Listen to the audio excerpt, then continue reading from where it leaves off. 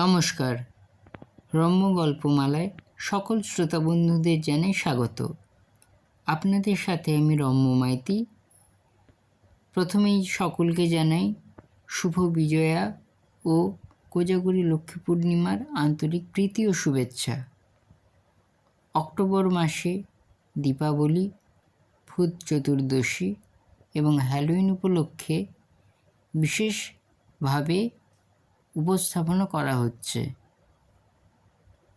আজকের বিশেষ উপস্থাপনা সাহিত্যিক চঞ্চল কুমার ঘোষের লেখা ভৌতিক গল্প বরদা। ছবি সংগৃহীত। গল্প পাঠে আমি রম্য মাইতি। আজকের বিশেষ উপস্থাপনা ভৌতিক গল্প বরদা। শরদিন্দু বন্দ্যোপাধ্যায়ের ভূতের গল্প পড়ছিলাম। বাইরে পাঁচু মামার গলার আওয়াজ পেলাম। বাড়িতে মা নেই, বাবার সঙ্গে বাজারে গিয়েছে। সোনাই, বাবু আর টুকটুকি আসেনি। ঘরে ঢুকেই মামা বলল, এক গ্লাস জল খাওয়া, সেই দুপুরে বার হয়েছি, গলা শুকিয়ে একেবারে মরুভূমি। টেবিলের ওপর বইটা রেখে জল নিয়ে ফিরে এসে দেখি মামা এক মনে বইটা পড়ছে। কোনো কথা না বলে গ্লাসটা নিয়ে এক নিঃশ্বাসে সবটুকু জল খেয়ে ঝপ করে বইটা বন্ধ করে টেবিলের উপর রেখে দিয়ে কিছুক্ষণ অদ্ভুতভাবে আমার দিকে তাকিয়ে রইল। পাঁচু মামার অনেক অদ্ভুত স্বভাবের মধ্যে এটাও একটা। পাক্কা 2 মিনিট পর ঠোঁটটা একটু নড়ল, একটা চাপা দীর্ঘশ্বাস বেরিয়ে এলো। কি হলো মামা? আমিও একটু ঘাবড়ে গিয়েছিলাম। অনেক দিন পর বড়দার কথা মনে পড়ে গেল। কে বড়দা? মামা বেজার মুখে বলল, শরদিন্দুর বই পড়ছিস আর বড়দাকে চিনিস না? মামার কথা শুনে রাগ হলো। বললাম, তুমি গল্পের বড়দার কথা বলছো, না বললে বুঝবো কী করে? আমার কথায় কান দিল না মামা। তার কাঁচি মার্কা বিড়ি বার করে হাতের তালুতে 2 বার ঠুকে বলল, বড়দার সঙ্গে শেষ দেখার কথা কোনো দিন ভুলব না। জোরে বিষম খেতে গিয়ে সামলে নিলাম। বড়দাকে নিয়ে শরদিন্দু যত ভূত প্রেতের গল্প লিখেছেন, ওই নামে কি সত্যি কোনো মানুষ আছে? মামা হঠাৎ কেমন গম্ভীর হয়ে গেল। তুই কি ভাবছিস বড়দা বলে কেউ নেই? শরদিন্দু যদি বেঁচে থাকতেন তাকে জিজ্ঞেস করলেই সব জানতে পারতিস। মনে মনে ভাবলাম, ভালোই হয়েছে শরদিন্দুবাবু বেঁচে নেই, জিজ্ঞেস করবারও আর কোনো সুযোগ নেই। বললাম, বড়দারের সঙ্গে শেষ দেখার কথা কি বলছিলে? মামা কিছুক্ষণ কোনো কথা বলল না। তারপর লম্বা একটা টান দিয়ে বিড়ির টুকরোটা জানলা দিয়ে বাইরে ছুঁড়ে ফেলে দিয়ে বলল, পাটনা থেকে ফিরছিলাম, মাঝরাতের গাড়ি, ফাঁকা স্টেশন, লোকজন নেই বললেই চলে। ওয়েটিং রুমের বেঞ্চে একা বসে ঝিমুচ্ছি। হঠাৎ দরজার কাছে ভারী পায়ের আওয়াজ। মুখ তুলে তাকাতেই দেখি সুটকেস হাতে বড়দা। বয়স বেড়েছে, চুলে পাক ধরেছে, মাঝে মাঝে একাধটা পাকা চুল উঁকি মারছে। চেহারাটা কিন্তু আগের মতোই আছে। আমাকে দেখে তার চোখে মুখে খুশি উপচে পড়ছিল। হাসি হাসি মুখ বলল, কত দিন পরে দেখা হলো বলো তো? একটু ভেবে নিয়ে বললাম, বছর 7 তো হবেই। পুরনো দিনের কথা মনে আছে তোমার? বড়দা সামনের বেঞ্চে বসে পড়ল। বড় বড় চোখে আমার দিকে তাকিয়ে বলল, সেসব কথা কি ভোলা যায়? সন্ধেবেলার সেই আড্ডা? আমি কৌতুক করে বললাম, আর ভূতের গল্প? বড়দা মাথা নাড়ল, একটু বিরক্তভাবে বলল, গল্প নয়, সত্যি ঘটনা।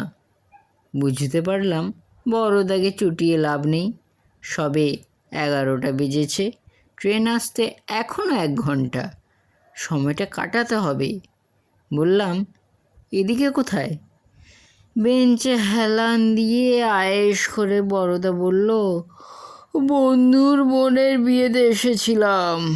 এখান থেকে 1-2 ঘন্টা লাগে, গ্রামে বাড়ি। নতুন কিছু অভিজ্ঞতা হলো? বড়দা আমতা আমতা করে বলল, তেমন কিছু নয়। তোমার সেই পুরনো অভ্যেস এখনো যায়নি? হা হা হা হা। হাসতে হাসতে বললাম, তেমন কিছু নয় মানে? কিছু তো হয়েছিল। বড়দা নড়ে চড়ে বসল। ভাবখানা, এক কথায় কি আর সব বলা যায়? বাইরে ট্রেনের আওয়াজ, অন্য কোনো রেল লাইনের গাড়ি। বড়দা নাকে অ্যাক্টিভ নস্যি নিয়ে শুরু করলো, বন্ধুর বোনের বিয়ে। প্রথমে ভেবেছিলাম যাব না, কিন্তু বন্ধু এসে এমন করে বলল, না বলতে পারলাম না। স্টেশনে গাড়ি ছিল, গঙ্গার ধারে ছবির মতো গ্রাম। বন্ধুর বাড়ির অবস্থা বেশ ভালো, তবে বাড়িটা ছোট, আত্মীয় পরিজনে ভর্তি। বন্ধুর বাবা মা খুব খাতির করলেন। বন্ধু বলল, গ্রামের বাড়ি, তোমার একটু অসুবিধে হবে। হাসতে হাসতে বললাম, বড়দার কোনো কিছুতেই অসুবিধে হয় না। খানিকক্ষণ বিশ্রাম নিয়ে গ্রাম দেখতে বার হলাম, সঙ্গে বন্ধুর ছোট ভাই লালু। বড় গ্রাম, ছড়িয়ে ছিটিয়ে বাড়িঘর, বেশিরভাগই মাটির। কিছুটা যেতেই দূরে একটা বাড়ি চোখে পড়ল, পুরনো আমলের রাজবাড়ির মতো। জিজ্ঞেস করার আগেই লালু বলল, জমিদার বাড়ি, এখন কেউ থাকে না, ফাঁকাই পড়ে আছে। কৌতূহল হলো, বললাম, চলো তো দেখি গিয়ে। গ্রাম ছাড়িয়ে একটা ফাঁকা মাঠ পার হয়ে বাড়িটা। চারিদিকে গাছপালা, খুব নির্জন আর নিরিবিলি। সামনের গেটটা ভাঙা। এগিয়ে যেতেই লালু চেঁচিয়ে উঠল, ভেতরে যাবেন না, বাড়িটা ভালো নয়। লালুর মুখে ভয় ভয় ভাব। বুঝতে অসুবিধে হলো না ওর ভয়ের কারণ। বললাম, তুমি দাঁড়াও, আমি ভেতরটা দেখে আসছি। লালু আর কিছু বলবার আগেই বাগান পেরিয়ে বাড়ির মধ্যে ঢুকলাম। পুরনো আমলের বিশাল কাঠের দরজা, একটু ঠেলতেই খুলে গেল। বড় বৈঠকখানা, মাঝখান দিয়ে সিঁড়ি উঠে গিয়েছে। চারিদিকে ভাঙাচোরা, কিছু আসবাব খুব পুরনো, একদিকে পড়ে আছে। দেওয়াল জুড়ে ঝুল জমেছে। ঘরে ঢুকতেই মনে হলো আমি যেন আরেক জগতে এসে পড়েছি, বাইরের পৃথিবী থেকে একেবারে বিচ্ছিন্ন। কোথাও কোনো শব্দ নেই, শুধু আমার পায়ের আওয়াজ। সিঁড়ি দিয়ে উপরে উঠতেই চোখের সামনে এক অন্য জগৎ। কাঠের রেলিং দেওয়া লম্বা বারান্দা, সামনে বয়ে যাচ্ছে গঙ্গা।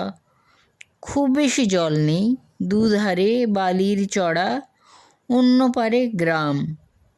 মন ভোলানো আশ্চর্য সুন্দর দৃশ্য। বারান্দার লাগোয়া একটা ঘর, পুরনো আমলের খাট রয়েছে। বাড়িটা আমার কাছে দারুণ ভালো লাগলো। মনে মনে বললাম, বিয়ে বাড়িতে লোকজনের ভিড়, যে কদিন আছি এখানেই রাত কাটাবো। আমার কথা শুনেই বন্ধুর বাড়ির সবাই আঁতকে উঠল। ওই বাড়িতে তোমার শোয়া হবে না। কেন, মালিকের বারণ আছে? জিজ্ঞেস করলাম। ও বাড়ির কোনো মালিকই নেই। তাহলে অসুবিধে কিসের? বন্ধুর পাশের বাড়ির দুজন বয়স্ক ভদ্রলোক দেখলাম মুখ চাওয়াচাওয়ি করছেন। ওনারা কি আমার কাছ থেকে কিছু গোপন করতে চাইছেন? বললাম, আপত্তি থাকলে বলতে হবে না। বন্ধু তাড়াতাড়ি বলল, ও বাড়িটায় কেউ থাকে না, সবাই বলে ভূতের বাড়ি। রাতে ওই বাড়ির কাছে গেলে অদ্ভুত সব আওয়াজ শোনা যায়, চাঁদের আলোয় স্পষ্ট দেখা যায় বাড়ির ছাদে কেউ ঘুরে বেড়াচ্ছে। তোমারই মতো একজন বাইরের লোক ওখানে রাত কাটাতে গিয়েছিল। পরদিন গেটের কাছে তার মৃতদেহ পাওয়া যায়। সেই থেকে কেউ ও বাড়ির ছায়াও মাড়ায় না। ভূতের কথা শুনেই জেদ চেপে গেল। অনেক দিন ভূত প্রেতের সঙ্গে সাক্ষাৎ হয়নি। আজ রাতে আমি ওই বাড়িতেই থাকব। খবরটা জানাজানি হতেই বন্ধুর বাবা বললেন, তুমি ওই বাড়িতে শোবে না, আমি ভালো জায়গায় তোমার শোবার ব্যবস্থা করছি। মাঝবয়সী একজন ভদ্রলোক চোখ বড় বড় করে বললেন, ওই বাড়িতে জমিদার মরে গিয়ে ভূত হয়ে ঘুরে বেড়ায়। মাঝরাতে সামনে যাকে পায় তারই গলা টিপে মেরে ফেলে। বড় তাকে ভূতের ভয় দেখানো? মনে মনে হেসে ফেললাম। বললাম, আপনারা আমার জন্য মিথ্যেই ভাবছেন। ভূত আমার কোনো ক্ষতি করবে না। আপনারা শুধু আমার থাকার মতো বিছানা, হ্যারিকেন আর একটা লাঠি জোগাড় করে দিন। সবাই যখন বুঝতে পারলো আমি ভূতের বাড়িতে থাকবই, একে একে সকলে মুখ গম্ভীর করে চলে গেল। বন্ধু শুধু বলল, আর একবার ভেবে দেখলে পারতিস। তার পিঠে চাপড়ে বললাম, ভাবাভাবির কিছু নেই, যখন ঠিক করেছি ও বাড়িতে রাত কাটাবই।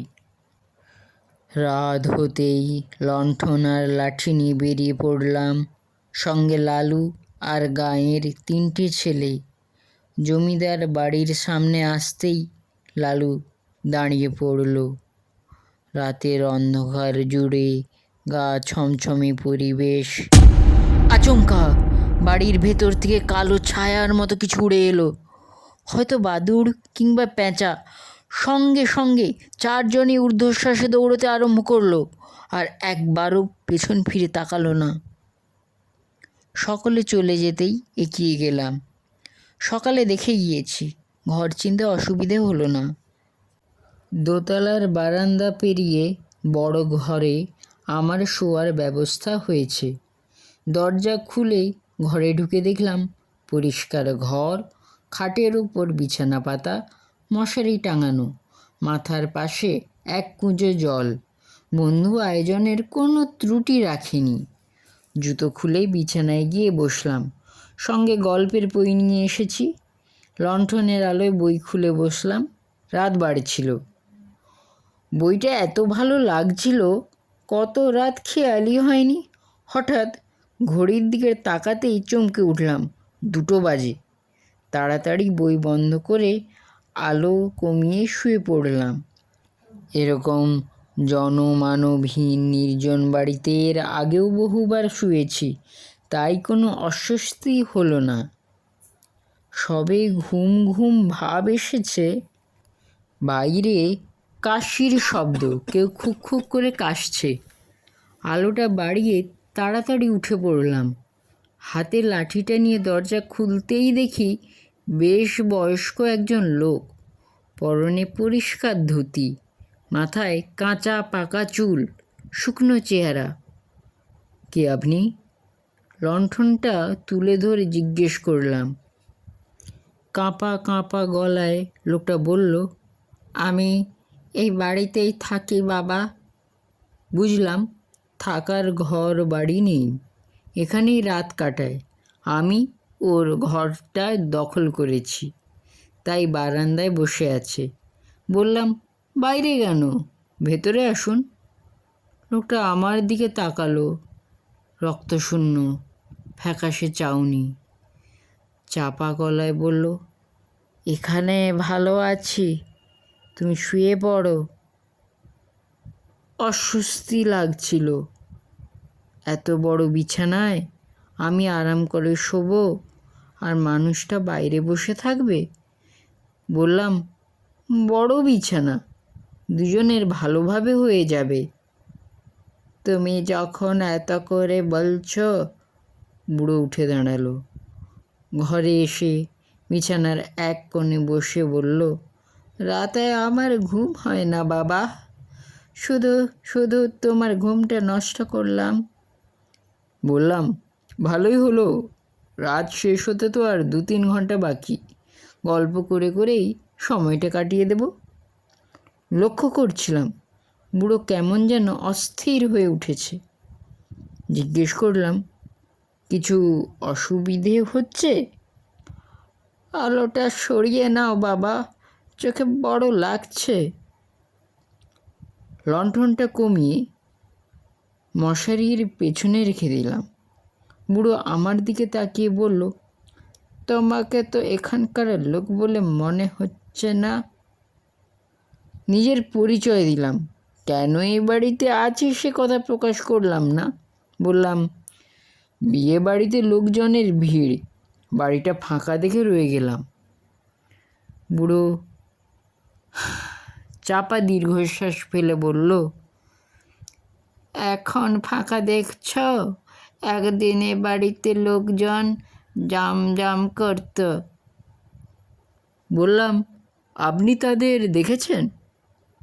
বুড়ো আমার দিকে খানিকটা সন্দিগ্ধভাবে চেয়ে রইল। ভাবখানা, তুমি কি আমার কথা বিশ্বাস করবে? তার মনের কথাটা আন্দাজ করে নিয়ে বললাম, আপনি বলুন, আমি শুনছি। একটু নড়ে চড়ে বুড়ো বলল, এই বাড়ির মালিক ছিলেন জগন্নাথ চৌধুরী, একমাত্র ছেলে, ছেলের বউ আর নাতিকে নিয়ে সুখের সংসার। হঠাৎ ছেলে মারা গেল, নাতিকে বুকে নিয়ে কোনো রকমের সন্তান হারানোর দুঃখ ভুলেছিলেন।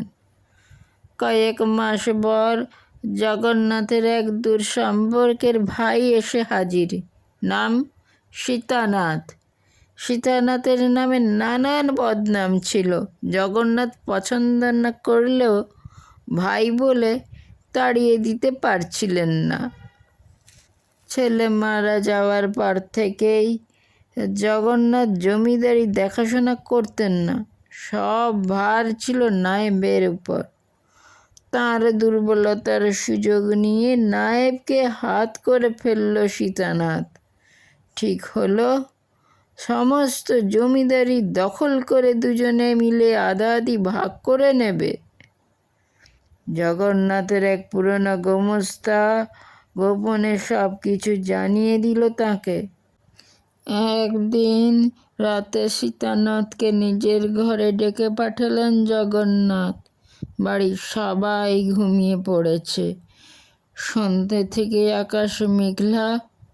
সীতানাথ ঘরে ঢুকতেই জগন্নাথ বললেন, তোমার সব জিনিসপত্র গুছিয়ে নিয়ে ভোরের আগেই আমার জমিদারি সীমানা ছেড়ে চলে যাবে। ভবিষ্যতে আর কোনো দিন এখানে এলে খুন করে গঙ্গার জলে ভাসিয়ে দেব। সীতানাথ বুঝতে পারল জগন্নাথ সব কিছু জানতে পেরে গিয়েছেন। হাতের মুঠো এসেও এত বড় জমিদারি হাতছাড়া হয়ে যাবে। মনের মধ্যে লোভের আগুন দাউ দাউ করে জ্বলে উঠল। এগিয়ে গিয়ে দরজাটা বন্ধ করে দিল সীতানাথ। আশেপাশে কোনো মানুষের সাড়া নেই, সমস্ত বাড়ি নিশুতি। জগন্নাথ কিছু বোঝার আগেই শিকারী চিতার মতো তাঁর উপরে ঝাঁপিয়ে পড়ল সীতানাথ। দু হাতে সাঁড়াশির মতো তাঁর গলা চেপে ধরল। বাঁচার জন্য জগন্নাথের সে কি আকুতি! সীতানাথ তখন উন্মত্ত দানব। অল্পক্ষণের মধ্যেই তার হাতের ওপর জগন্নাথের প্রাণহীন দেহটা লুটিয়ে পড়ল। পরদিন সকালে সকলে জানতে পারল জমিদার বাবু হার্ট ফেল করে মারা গিয়েছেন। নতুন জমিদার হলো সীতানাথ, কিন্তু 3 দিন কাটল না, সিঁড়ি দিয়ে গড়িয়ে পড়ে মারা গেল সীতানাথ। অনেকে বলে কেউ নাকি তাকে ধাক্কা দিয়ে নিচে ফেলে দিয়েছিল। তার কয়েকদিন পর বাড়ির ছাদ থেকে লাফিয়ে পড়ে আত্মহত্যা করল নায়েব। জগন্নাথ চৌধুরীর ছেলের বউ তার ছেলেকে নিয়ে বাপের বাড়ি চলে গেল। দেখতে দেখতে বছর খানেকের মধ্যেই জমিদার বাড়ির সব কিছু শেষ হয়ে গেল। আমি এতক্ষণ চুপ করেছিলাম। বুড়ো কথা শেষ করতেই বললাম, এত কথা আপনি জানলেন কি করে? বুড়ো কিছুক্ষণ এক দৃষ্টিতে আমার দিকে তাকিয়েই রইল। গভীর বেদনায় যে দৃষ্টি ফুটে ওঠে, সেই দৃষ্টি। মনে হলো ওই দৃষ্টির মধ্যে আমার ভেতর বাইরের সব কিছু যেন দেখতে পাচ্ছে মানুষটা। বাইরে কালো অন্ধকারের মধ্যে কোনো নিশাচর পাখি ঝটপট করে উড়ে গেল। বুড়ো অস্বাভাবিক গম্ভীর গলায় বলল, আমি এবাড়ির জমিদার জগন্নাথ চৌধুরী। হেসে ফেলে বললাম, ঠাট্টা করছেন? বুড়ো আগের মতোই গম্ভীরভাবে বলল, বিশ্বাস হচ্ছে না বুঝি? বললাম, কি করে বিশ্বাস করব? জগন্নাথ চৌধুরী তো কবেই মরে ভূত হয়ে গেছে। দেখলাম বুড়োর মুখটা কেমন যেন থমথমে হয়ে গেল। রক্তশূন্য নিষ্পলক চাউনি মিলে আস্তে আস্তে বলল, ঠিকই বলেছ, জগন্নাথ চৌধুরী কবেই মরে ভূত হয়ে গেছে। তুমি তাকে দেখবে? কেমন জেদ চেপে গেল। বললাম, দেখাতে পারলেই দেখব। সঙ্গে সঙ্গে পুরো উঠে দাঁড়ালো, আমার সামনে এসে দুটো হাত সোজা করলো, তারপর একটু একটু করে নিজের গলার দিকে নিয়ে গেল। দু হাতের আঙুল দিয়ে গলাটা চেপে ধরলো। দেখলাম প্রচণ্ড চাপে জিভটা ঝুলে পড়েছে, চোখ দুটো রাঙা জবার মতো ঠিকরে বেরিয়ে আসতে চাইছে, মুখে বিভৎস যন্ত্রণার ঢেউ, শরীরটা দুমড়ে মুচড়ে যাচ্ছে, জিভ জুড়ে রক্তের লাল ছোপ, বাতাসে ভয়ঙ্কর গোঙানির মতো ঘর ঘর শব্দ, আর তার সঙ্গে অদৃশ্য কোনো মানুষের কুৎসিত হাসি। আমার সমস্ত চেতনা অবশ হয়ে আসে, চোখের সামনে সব অন্ধকার হয়ে যায়, জ্ঞান হারিয়ে বিছানার উপর লুটিয়ে পড়লাম। পরদিন সকালে যখন জ্ঞান হলো আমার চারপাশে, তখন অনেক মানুষের ভিড়। বড়দা থামল, বাইরে ট্রেনের আওয়াজ। এতক্ষণ আমি স্টেশনের ওয়েটিং রুমে বসে বড়দার কাছে ভূতের গল্প শুনছিলাম, সে কথা মনেই ছিল না। তাড়াতাড়ি উঠে দাঁড়ালাম, বড়দার দিকে চেয়ে বললাম, তুমি বসো, আমি দেখে আসি কোন গাড়ি এলো। দরজার দিকে কয়েক পা যেতেই খেয়াল হলো বড়দা কোন ট্রেনে যাবে জিজ্ঞেস করা হয়নি। তাড়াতাড়ি মুখ ফেরাতেই চমকে উঠলাম, চেয়ার খালি, ঘরের মধ্যে কেউ নেই। কেমন লাগলো আজকের এই গল্প? কমেন্ট বক্সে অবশ্যই লিখে জানান। গল্পটি ভালো লাগলে লাইক এবং শেয়ার করতে ভুলবেন না। পরবর্তীকালে নিত্য নতুন নানান ধরনের গল্প কবিতা শুনতে এখনই আমার চ্যানেলটি সাবস্ক্রাইব করে আমার পাশে থাকুন। ধন্যবাদ।